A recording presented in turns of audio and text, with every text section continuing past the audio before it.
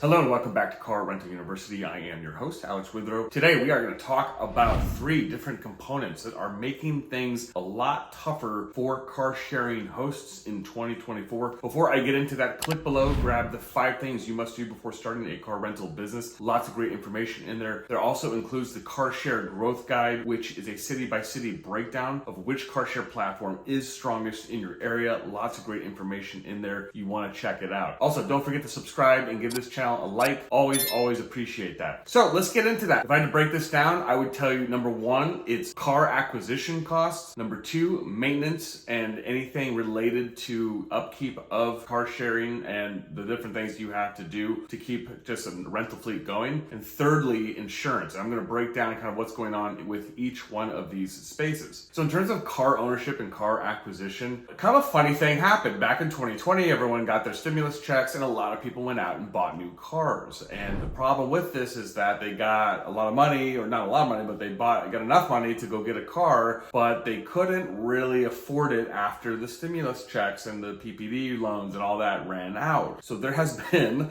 a record number of repossessions in the last few years. So that has definitely contributed to the environment where they are really tightening down on auto loans. Obviously, interest rates are high as well. So getting a car right now is not exactly easy. It used to be a lot easier. I remember the days back in 2016, 2017 where you could throw $1,000 down and get yourself a Honda Accord for $400 a month, if that. Those days are definitely not here right now, unfortunately. So that is definitely one factor that is making things a lot harder right now to get new cars. A lot of you have told me that scaling and getting bigger in your fleets is really the biggest and toughest challenge right now. And like I've said before, at this juncture, you've really got to look at private equity investors, angel investors, family members, whoever that are going to kick in and throw money into your operation. Like I've said before, you can't take out 50 auto loans, but even right now, even taking like 1 or 2 out is very difficult. It's just not a great lending environment, especially for cars. Maintenance costs, something I want to kind of point out is that parking fees are up 3.8% year over year. Maintenance costs are up 6.8% year over year. These are factors that may not seem like that much or that big of a deal, but it all adds up. And look, what we're doing here is that there's only so much margin to go around. If a car is grossing around $1,000 to $1,200 in revenue, let's say just kind of like your standard Toyota Camry, if there are parking fees that are $150, $200 a month, if there are any factor maintenance, any repairs, whatnot that's coming out, if you're paying between parking and maintenance $300, $400, $500 a month, that's a lot of money, and it's probably too much money. I always say when it comes to parking, you gotta get like really creative on this, because I always worked out deals when I lived in New York to get somebody to just pay them $50 a month, maybe put it on their lot, put it on a back parking area behind a grocery store or something like that. There's always creative ways to work out these parking costs rather than sticking it in a garage and paying $250 a month. That's crazy. Do not go over $100 a month in parking. I don't care where you live. Just don't do it. Figure it out. There are ways. I promise. I did this in New York City. It is possible. I promise. Repairs and maintenance costs are also up 6.5% year over year. I mean, this is just all adding up. Like I said, getting new tires these days, getting new brakes, it's all getting more expensive, unfortunately. Some of this is due to new COVID regulations and really just adding more steps to allowing shipments to come in and things to be processed and brought into this country. That has added a lot of just time and delay and money to all kinds of goods in this country. It's really making things a lot more expensive, unfortunately. I've always said a good metric to go by is if repairs are costing more than 5% of revenue on a car per month, it's probably about time to sell that car. You don't want to go over 5% of gross revenue each month when it comes to repairs or maintenance. Lastly, auto insurance is up 20% year over year, which is wild to me. An interesting fact I found out recently. Back in 2022, Geico had a $1.9 billion loss in underwriting claims. Yet in 2023, they had a $3.9 billion profit in underwriting claims. So that's quite a big swing and change for Geico, and that's just kind of a benchmark for this industry. I would say that overall, insurance is definitely getting more expensive. It's a situation where it's just getting more and more difficult to deal with insurance companies. I hate to say it, but it's true. This is the number one issue that is slowing the growth of the car share industry, is investment and capital, and as well as the inability to even take out basic car loans right now. It's a very hard time to push through that and to actually just get more cars. Now, obviously, high costs with parking, maintenance, repairs, all that are starting to squeeze margins. And as we've seen on apps like Turo and whatnot, there is a lot more saturation happening on those apps, which is why on those apps, you have to be very careful about the make and model that you purchase for your business. Overall, I still am bullish on this industry. I just think, and I've said this before and I'll say it again, if you're running a Turo only business or if you're running a get around only business, it's probably not going to work. You got to understand all the plays in the playbook. You got to understand Turo, get around, Uber car share, private rental agreements, how to work with Uber drivers. You have to understand all of the above. You're going to set up a plan that can offset the seasonality throughout the year and really set up a operational plan that's going to work year round with multiple different apps and platforms. So that's what I got to say about that. Drop some comments below. I would love to hear your thoughts on this. I know this is definitely a pain for everyone right now. Certainly is, and it has been for me as well. And I can definitely feel that and I hear that quite a bit as well. Before I go, click below, grab the 5 things you must do before starting a car rental business. I will catch you in the next episode. Thank you.